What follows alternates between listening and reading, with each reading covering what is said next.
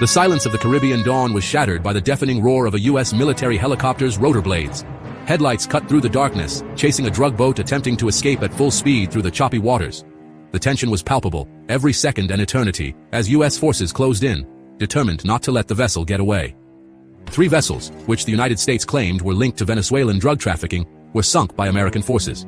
14 lives were lost in the agitated waters. President Maduro of Venezuela immediately branded the act a heinous crime, an undeclared declaration of war. The fuse had been lit, and the kindling of long-standing hostilities was terrifyingly dry, ready to ignite into a conflagration capable of engulfing the entire region. In the following days, the turquoise waters became a chessboard for military demonstrations. The United States, under direct orders from the White House, initiated a massive display of force, the largest seen in these waters in decades. A fleet of 8 warships, including an imposing amphibious assault ship, cut through the waves, accompanied by the silent and deadly presence of a nuclear submarine. More than 4,500 Marines and sailors were mobilized, their presence a clear message of American determination. The skies were also not calm.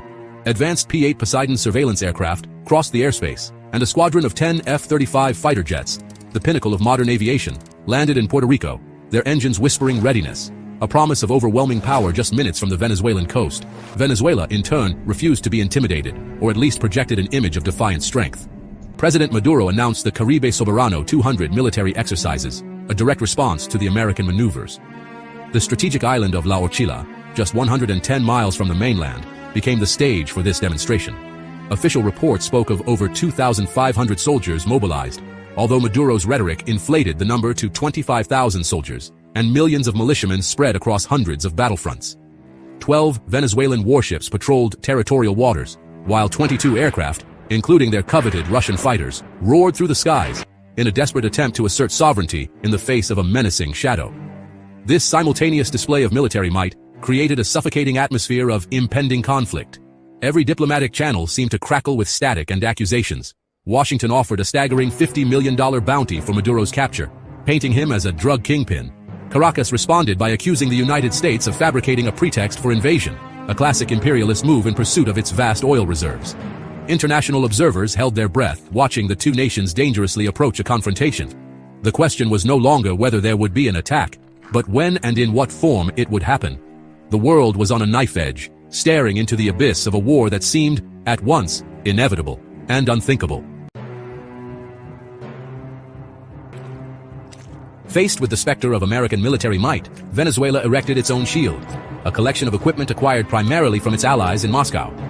The pride of the Venezuelan armed forces was its air defense system, the Russian S-300VM Anti-2500. This system was purchased precisely to deter the kind of aerial campaign the United States could launch. On paper, it was a formidable defense, designed to track and destroy ballistic missiles, cruise missiles, and advanced aircraft at long distances. The S-300 batteries, positioned to protect key political and military installations in Caracas, represented Venezuela's main bet to defend its airspace against a conventional, non-stealth attack. In the air, Venezuela's main offensive and defensive capability resided in its fleet of Russian Sukhoi Su-30 Mk2 fighter jets. They are powerful, multi-role twin-engine fighters, known for their impressive maneuverability. During the Caribbean Sovereign 200 exercises, these fighters were displayed menacingly flying over the coast, armed with KH-31 Krypton anti-ship and anti-radar missiles. Caracas hoped that the image of these advanced fighters would serve as a strong deterrent, suggesting that any attacking force would pay a heavy price. The military also displayed other Russian equipment, including tanks for ground defense and newly acquired armed drones, painting a picture of a nation ready and willing to fight. However, behind this facade of strength, there was a foundation weakened by years of economic crisis and international sanctions. The operational readiness of Venezuela's most advanced military equipment was a matter of intense debate among foreign intelligence agencies. Although the country possessed about 21 Su-30 Mk2 fighter jets, reports suggested that chronic maintenance problems and a lack of parts, exacerbated by the financial collapse, had left much of the fleet grounded. The actual number of combat-ready fighters was likely only a fraction of the official inventory, a critical vulnerability that would not go unnoticed by American military planners. The Bolivarian shield, though imposing in parades, was suspected of having significant cracks. The fundamental limitation of Venezuela's defense strategy was its reliance on technologies designed for a different kind of threat. The S-300 system, although powerful against conventional aircraft, was developed before stealth technology became central to American air power. Its radars were made to detect objects with a certain radar signature, a measure of an object's visibility. The B-2 Spirit, however, was designed from the outset to minimize precisely that signature, presenting a radar profile reportedly as small as a large insect. Venezuela prepared its defenses for a visible enemy, for fighters and bombers it could track and target. It was, tragically, unprepared for a ghost. The attack didn't start with the roar of fighter jets or the thunder of cruise missiles launched from distant ships. It began with an unsettling silence. Under the cover of a moonless night, a solitary B-2 Spirit, having traversed thousands of kilometers from the American Midwest, undetected by a single radar system, entered Venezuelan airspace. It flew at an altitude where the air is thin and the sky is dark, a phantom gliding effortlessly above the nation's most formidable defenses. On the screens of the S-300 command centers below, there was nothing. No blips, no warnings, no indication of the doom descending upon them from the stratosphere. The phantom had arrived. The first targets were not military bases in the traditional sense, but the very nervous system of the Venezuelan state. The presidential palace of Miraflores, the Ministry of Defense, and the main command and control bunkers of the S-300 air defense network were all struck in a series of perfectly synchronized and devastating explosions. Enormous GBU-57 bunker buster bombs, released from the B-2's internal bay, fell silently for tens of thousands of feet before hitting their targets with pinpoint accuracy. The earth shook as they penetrated deep underground before detonating, creating seismic shocks that obliterated reinforced structures from the inside out. For those on the ground, the world simply exploded in fire and chaos, without warning and without apparent source. The psychological impact was instantaneous and absolute. As fireballs illuminated the Caracas skyline, panic and confusion gripped both the military and the civilian population. S-300 crews, who had trained for years to repel an American air attack, could only watch in horror at their blank radar screens as their own command posts were vaporized. Their advanced system, the pride of the nation's defense, had been completely powerless. It was a terrifying realization. The enemy wasn't just at the gates, it was already inside, striking at will, and remained completely invisible. The attack was not a battle, it was an execution, carried out with surgical precision by an invisible executioner. The B-2 Spirit, with its payload delivered, simply returned to its base, its mission accomplished. It spent less than 30 minutes in Venezuelan airspace. In that time, it decapitated the country's leadership structure, blinded its air defenses, and shattered the morale of its armed forces. The message was brutally clear. This wasn't about destroying an army, but about demonstrating the futility of resistance. The bomber didn't need to bomb cities or engage in prolonged combat. Its very nature, the ability to strike with impunity from the shadows, was the weapon. It didn't miss. It didn't fail. It destroyed. And in its wake, it left a nation paralyzed by the fear of an enemy it could neither see nor fight. The immediate aftermath of the ghost attack sent shockwaves across the globe, far beyond the Caribbean. In Moscow and Beijing, the attack was observed with a mix of fury and intense analytical concern. Russia, the supplier of the S-300 air defense system that was so easily bypassed, faced a humiliating blow. The attack served as a real-time demonstration that its cutting-edge export defense technology was potentially obsolete against America's top-tier stealth capabilities.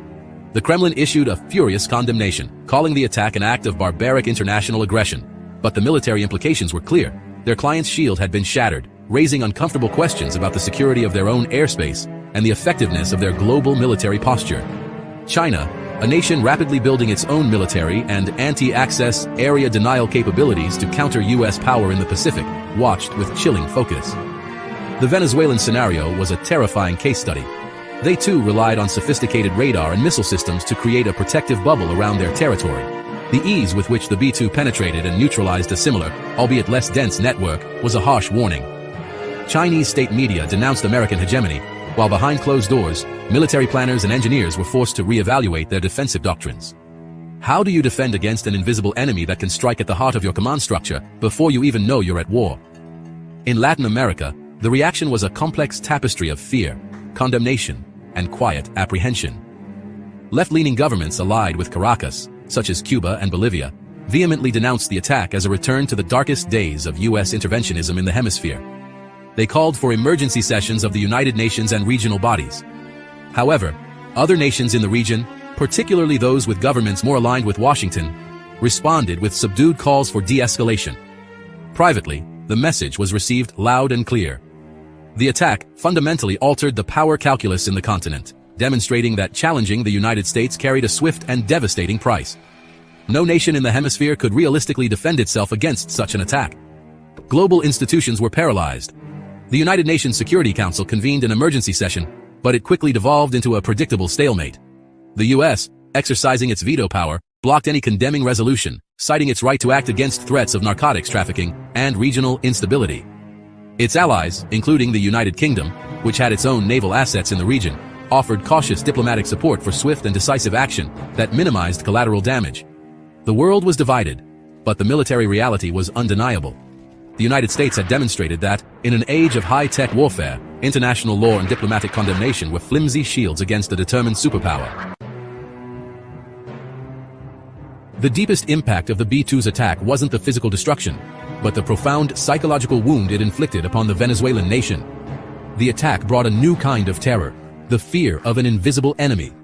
For the soldiers manning the anti-aircraft guns and for the civilians in their homes, the threat was no longer a visible jet in the sky or a missile approaching on a radar screen. The threat was the sky itself.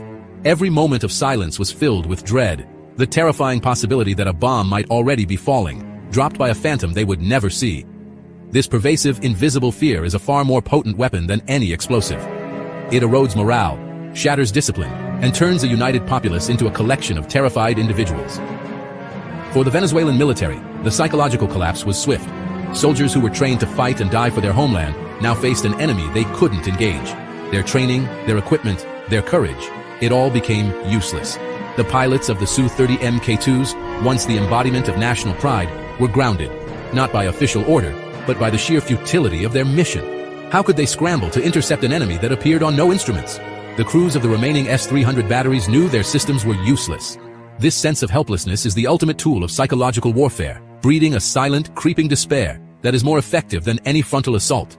This terror of the invisible radiated outwards, infecting the entire continent. Military leaders from Brazil to Mexico were forced to confront the same terrifying reality. Their own defenses were just as vulnerable. The attack on Venezuela served as a brutal lesson for all of Latin America.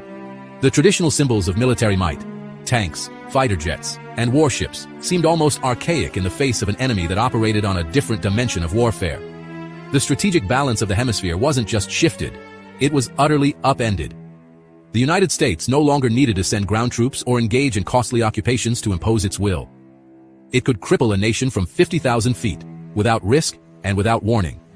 This new paradigm of fear became a cornerstone of American foreign policy in the region.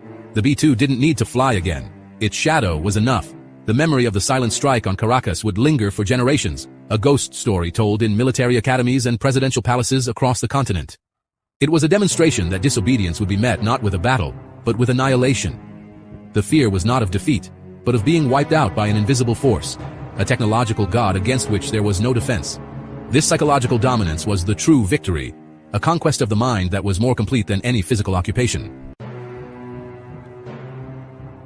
The smoldering ruins in Caracas marked the dawn of a chilling new era for the Western Hemisphere. The ghost attack did more than just decapitate the Venezuelan regime, it redefined the entire strategic landscape. The balance of power, once a complex interplay of regional alliances, economic influence, and conventional military strength, was now brutally simplified. There were the United States, with its invisible and unquestionable reach, and then there was everyone else. The attack served as the definitive final word in the doctrine of American supremacy, a message delivered not through diplomatic channels, but by fire and thunder from an empty sky. The continent was put on high alert. In the weeks following the attack, the Venezuelan state, deprived of its central command, fragmented. Without leadership and with an army paralyzed by fear and impotence, the government's authority simply evaporated.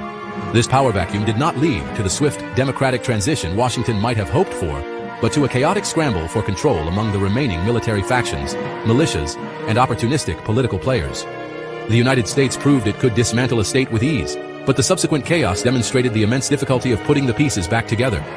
The nation plunged into a long period of instability, a cautionary tale about the unpredictable consequences of a decapitation strike. For America's global rivals, the lesson was a sober one. Russia and China, while publicly condemning the attack, silently accelerated their investments in anti-stealth technologies and space-based sensors. They understood that the technological gap was real and that closing it was a matter of national survival. They recognized that the B-2's success against the S-300 was a direct challenge to their own security and their status as global powers. The attack initiated a new and clandestine arms race, a desperate quest for a way to make the invisible visible, to find a defense against the ghost, before it appeared over their own capitals. The world was left with a harsh and unsettling question. The B-2 Spirit, on a brief and silent mission, had asserted America's position as the world's sole superpower, capable of projecting force in a way no other nation could comprehend, let alone counter.